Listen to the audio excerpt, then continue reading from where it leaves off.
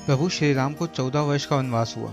देवी सीता और भाई लक्ष्मण भी उनके साथ इस परीक्षा काल में उनके साथ रहे। इस दौरान श्री राम के चरण जहाँ जहाँ भी पड़े वो जगह पावन हो गई। श्री रामचरितमानस में वर्णित और अनेक अनुसंधानकर्ताओं के अनुसार जब भगवान राम को वनवास हुआ तब उन्होंने अपनी यात्रा अयोध्या से प्रारंभ करते हुए रामेश्वरम और उसके बाद श्रीलंका में समाप्त की। प्रेम और चिंता से भरे राम दक्षिण भारत पहुंचे, एक सेना तैयार की और श्रीलंका पहुंचकर युद्ध लड़ा। रावण को मारकर उन्होंने युद्ध जीता। इस दौरान उनके साथ जहां भी जो घटा उनमें से 200 से अधिक घटना स्थलों की पहचान की गई है। आज हम आपको ऐसे ही कुछ प्रमुख स्थानों के बारे में बताने जा रहे हैं जहां वनवास के दौरान प्रभु श्री राम ठहरे या गुजरे थे। तब तक आप प्लीज वीडियो को लाइक कर दीजिए और अगर चैनल पर नए हैं तो चैनल को सब्सक्राइब करके बेल आइकन को दबा दीजिए। हम ऐसे ही रोचक जानकारियां अपने चैनल पर लाते रहते हैं।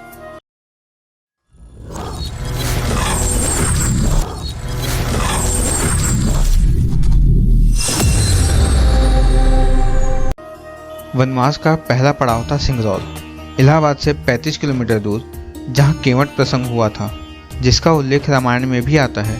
यह नगर गंगा घाटी के तट पर स्थित था। महाभारत में इसे तीर्थस्थल कहा गया है। सिंगरौर में गंगा पार करने के पश्चात श्री राम कुरई नामक स्थान पर उतरे थे, जहां राम, लक्ष्मण और सीता जी ने कुछ देर विश्राम किया था। कुरई से आगे चलकर श्री राम अपने भाई लक्ष्मण और पत्नी सहित प्रयागराज पहुंचे, जिसे इलाहाबाद भी कहा जाता है। यहाँ गंगा जमुना का संगम स्थल है। हिंदुओं का यह सबसे बड़ा तीर्थ स्थान है।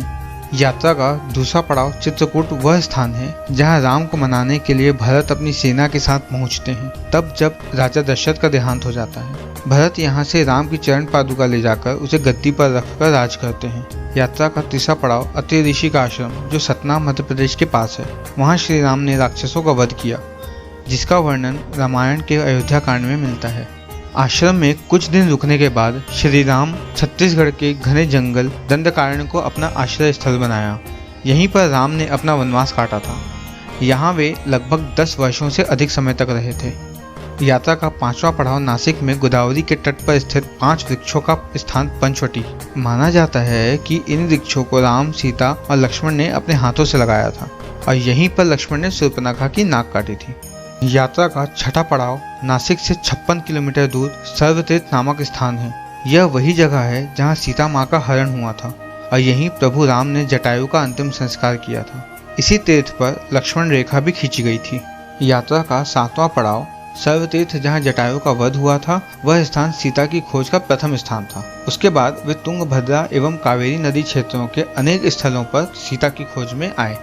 यात्रा का 8वां पड़ाव सीता की खोज में जटायु और कंबंध से मिलने के पश्चात श्री राम त्रिमुख पर्वत पहुंचे। रास्ते में वे पंपा नदी के पास शबरी आश्रम पहुंचे और यहीं उन्होंने शबरी के झूठे बेर खाए थे। यात्रा का 9वां पड़ाव मलय पर्वत और चंदन वनों को पार करते हुए वे श्रीमुख पर्वत की ओर बढ़े। यहाँ उन्होंने हनुमान और सुग्रीव से भेंट की, सीता के आभूषणों को देखा और श्री राम ने बाली का वध किया। यात्रा का 10वां पड़ाव श्री राम ने पहले अपनी सेना को कोदिकरई में एकत्रित किया। सर्वेक्षण के बाद जाना कि यहाँ से समुद्र पार करना असंभव है, तब उन्होंने रामेश्वरम की ओर कूच किया। यात्रा का 11वां पड़ाव महाकाव्य रामायण के अनुसार भगवान श्री राम ने लंका पर चढ़ाई करने के पहले यहाँ भगवान शिव जी की पूजा की थी। रामेश्वरम का शिवलिंग श्री राम द्वारा स्थापित शिवलिंग है। यात्रा का 12वां पड़ाव श्री राम ने वह स्थान ढूंढ निकाला जहाँ से आसानी से श्रीलंका पहुँचा जा सकता हो। उन्होंने नल नील की मदद से सेतु का कार्य आरंभ किया। धनुषकोडी ही भारत और श्रीलंका के बीच एकमात्र स्थलीय सीमा है। यात्रा का 13वां पड़ाव श्रीलंका के मध्य में रावण का महल था नुआरेलिया। पहाड़ियों से मध्य लंका की ऊंची पहाड़ियों के बीचों बीच सुरंगों तथा गुफाओं के भंवर जाल मिलते हैं।